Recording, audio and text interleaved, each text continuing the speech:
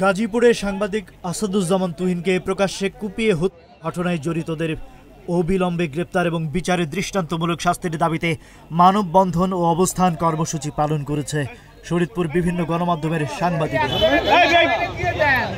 শরীয়তপুর কেন্দ্রীয় শহীদ মিনার ও সামনের জেলা শহরের প্রধান সড়কে শনিবার বিকেল 5:30 থেকে সন্ধ্যা 6:30 পর্যন্ত 1 ঘণ্টাব্যাপী এই মানববন্ধন কর্মসূচি পালন করা হয়।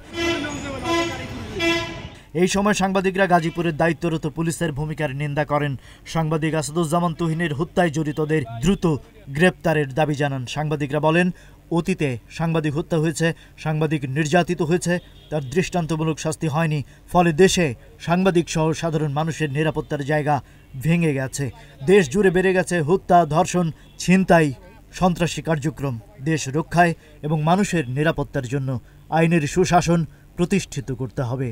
আওয়ামী লীগ সরকারের আমলে আমরা দেখছি যে সাংবাদিকের উপর যে হামলা, নির্যাতন বারবারই আমরা দেখছি, কিন্তু কোনো বিচার সেই সময় আমরা দেখি নাই। বর্তমানে যে তত্ত্বাবধায়ক সরকার আছে, এই আমলেও আমরা মনে করছিলাম যে এই আমলে সাংবাদিকরা নিরাপদ হবে, কিন্তু এখনও আমরা দেখছি যে গাজীপুরে যে একজন সাংবাদিক তাকে নির্মমভাবে কুপিয়ে, দিনে দুপুরে কুপিয়ে হত্যা করেছে, এর নিম্ন প্রতিবাদ আমরা জানাই।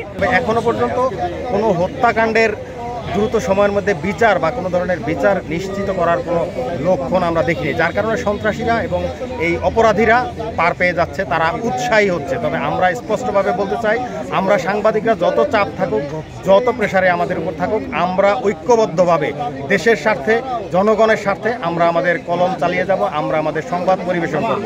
শরীয়তপুর প্রতিনিধি মফিজুর রহমান রিপনের পাঠানো তথ্যচিত্রে ডেস্ক রিপোর্ট।